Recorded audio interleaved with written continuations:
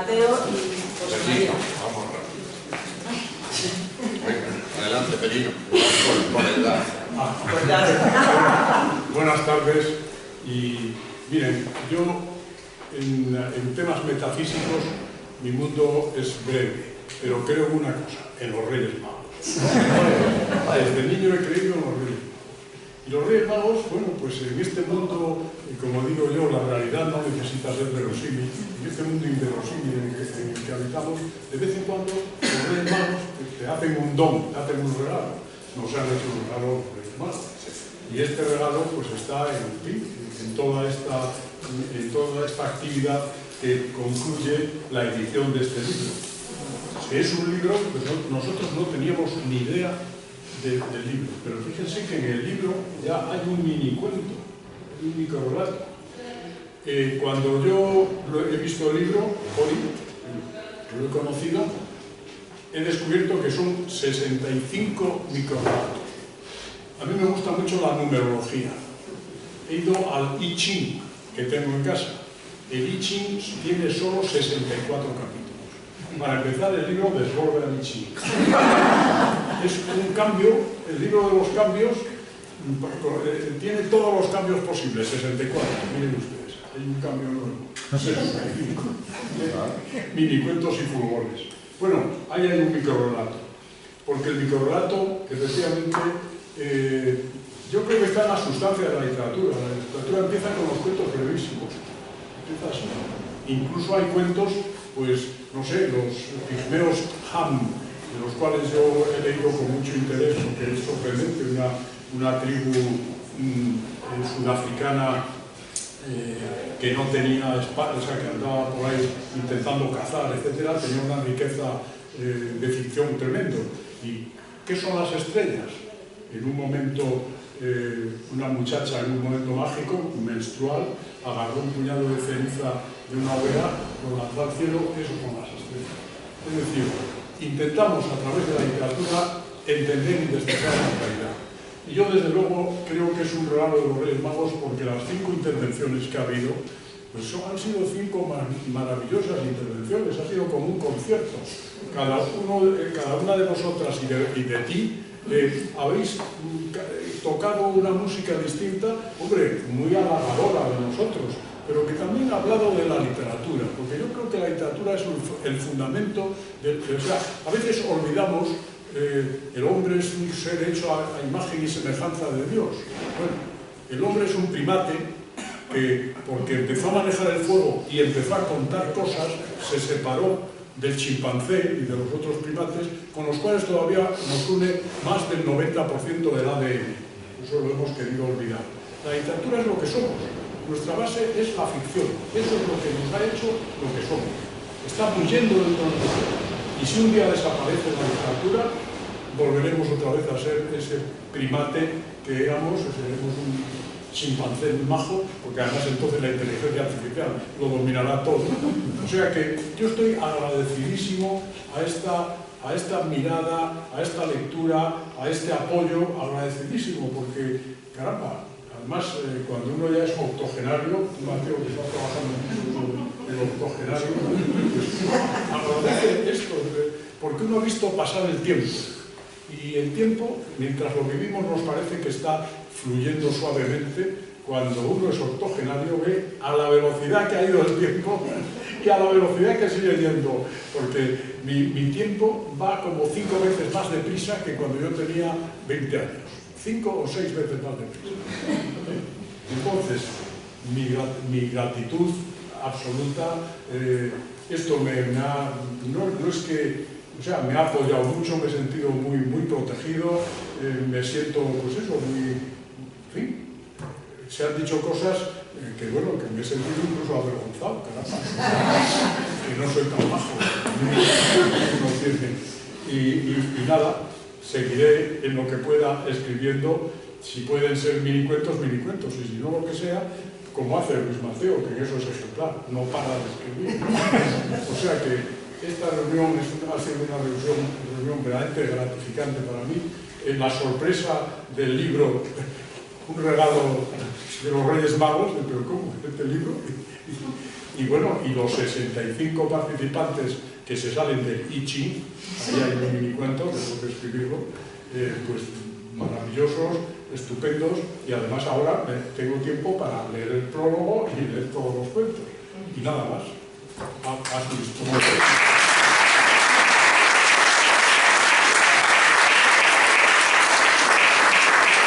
Lo mejor que nos podía pasar, Merino, era llegar a ser octogenarios, que era complicado.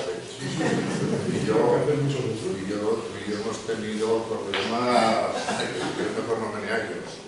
Y era pues para estar aquí una tarde en la que uno resuelve fundamentalmente las cosas de la vida sobre este entendimiento de lo que es la literatura y de lo que es la amistad y la complicidad en algo que es común a todos. O sea que es como, no sé, es como cuando te dan algo que no te mereces, sino que te dan algo muy merecido, porque quienes te lo dan son mucho más merecedores que tú. Entonces esto me parece, me ha emocionado mucho y estoy encantado con los 80 años, porque es que no salgo de homenajes. Entonces estoy todo el día y claro, ahora el único problema que tengo es decir, bueno, y la semana que viene, si no hay uno, pues nada, lo llenas con el total de lo que has recibido y con este bagaje de reflexiones y de cosas maravillosas que hemos escuchado. A mí me ha servido, fijaros, esta tarde en el tema de los microrelatos, minicuentos. Yo creo que la primera idea que tuve yo eran pequeñas historias, creo que las llamaba así, porque yo escribí un microrelato y me acuerdo perfectamente en Oviedo en los años 60, cuando yo estaba haciendo una carrera de Derecho verdaderamente impresentable, arrastrando asignaturas, sin ningún concepto honorable de lo jurídico, ningún tipo del pensamiento ni de la filosofía, un ateo imperdonable, he hecho un desastre completo y además medio daba la bebida. Eso ya era el colmo de la miseria.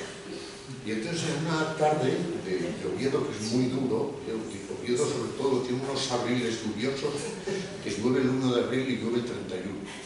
Y era una tarde turbia, y yo estaba en casa, en una pensión por allí, no sé, dejado de la mano de Dios, de eso que no te llama nunca nadie, pero la sesión continua, que era y además había tenido un contratiempo sentimental absurdo. O sea, yo me había hecho ilusiones con una chica que no tenía ningún interés por mí y además de la noche a la mañana perdí toda la ilusión que tenía por ella y el atractivo, porque se puso una cosa de estas en los dientes.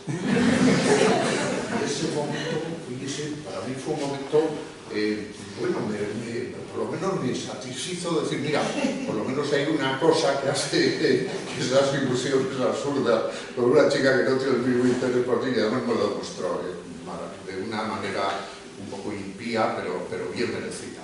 Y entonces yo estaba esa tarde en casa y escribí un microrelato. Y esto sí que es una ocurrencia que yo no tenía ni idea de lo que es el microrelato. Y esto os he contado muchas veces que, bien, hay un momento en que yo escribo y os digo ahora cómo era el microrelato aquel, que seguro que daba bien la tonalidad del espíritu en el que me encontraba, o de la emoción anímica desolada.